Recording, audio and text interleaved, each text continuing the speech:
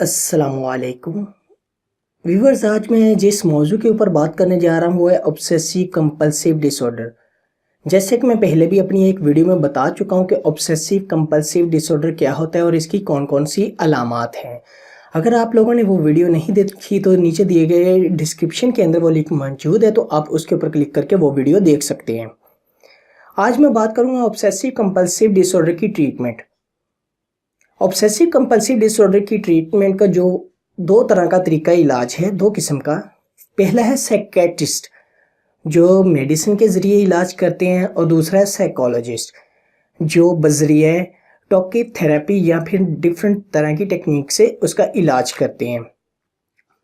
अगर पेशेंट जो है वो साइकियाट्रिस्ट से रिज्यू करता है तो साइकियाट्रिस्ट जो है मेडिसिन रिकमेंड करता है वो SSRI selective serotonin reuptake inhibitor medicine use की जाती है, जिसमें सिटालोप्राम, एस्टालोप्राम, फ्लॉक्सिटिन और बहुत सारी इस ग्रुप की मेडिसिन को इस्तेमाल किया जाता है। और ये जो मेडिसिन होती है ये बहुत स्लो इफेक्ट करती है किसी भी डिजीज़ की प्रिवेंशन के लिए और स्पेशली OCD के लिए।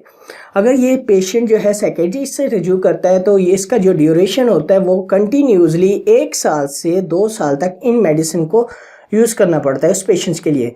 जबकि दूसरा तरीका इलाज जो है वो है साइकोलॉजिस्ट। अगर पेशेंट साइकोलॉजिस्ट से रिज्यू करता है तो वो साइकोलॉजिस्ट डिफरेंट टेक्निक के ज़रिए इसका इलाज करता है, जो प्रोसीजरल वेज होते हैं।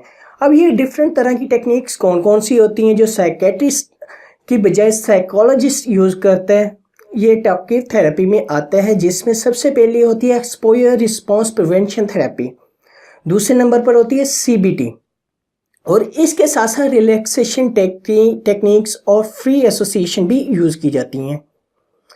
अब एक्सपोजर रिस्पॉन्स थेरेपी में क्या होता है कि जब क्लाइंट जो होता है फुल डिटेल्ड इंटरव्यू के साथ अपने ऑब्सेशंस को बताता है कि मुझे ये ऑब्सेशन है, मुख्तलिफ किस्म के ऑब्सेशन हो सकते हैं एक टाइम पर, तो साइकोलॉजिस्ट जो होता है डिफरेंट ऑब्सेशंस को कलेक्ट करता है, उनकी हायरार्की चार्ट बनाता है उनकी फ्रीक्वेंसी के अकॉर्डिंग, फिर लेस सीवियर से उनको सीवियर की तरफ मूव करता है।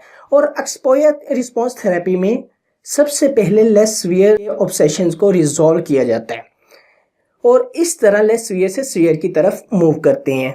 और इसके साथ साथ CBT जो बहुत इफेक्टिव टेक्निक है, इसमें थॉट्स को मॉडिफाई किया जाता है, नेगेटिव थॉट्स को पॉजिटिव थॉट में कन्वर्ट किया जाता है, और ये प्रोसीजरल वे होता है। अगर पेशेंट जो है इसके ज़रिए अपना इलाज करवाता है तो ये तकरीबन 6 माह से 1 साल का अरसे में मरीज़ प्रॉपरली ठीक हो सकता है। अब इन दोनों ट्रीटमेंट का इलाज जो है, इनका OCD का जो इलाज है वो साइकियाट्रिस्ट के पास भी है और साइकोलॉजिस्ट के पास भी है। डिफरेंट सर्चेस ने शो किया है कि जो पेशेंट जो है साइकोलॉजिस्ट से रिज्यू करते हैं उनकी जो डिजीज़ है वो 75% तक रिजॉल्व हो जाती है, ठीक है, और 100% भी रिजॉल्व हो जाती है बहुत कम अरसे के दौरान। जबकि जो पेशेंट साइकियाट्रिस्ट के साथ रिज्यू करते हैं और इस तरह की डिजीज़ को या डिसऑर्डर को ट्रीट करवाने की कोशिश करते हैं, इनका एक तो लॉन्ग ड्यूरेशन होता है, और जैसे ही जब ये मेडिसिन छोड़ते हैं तो दोबारा से ये सिम्टम्स आना शुरू हो जाते हैं।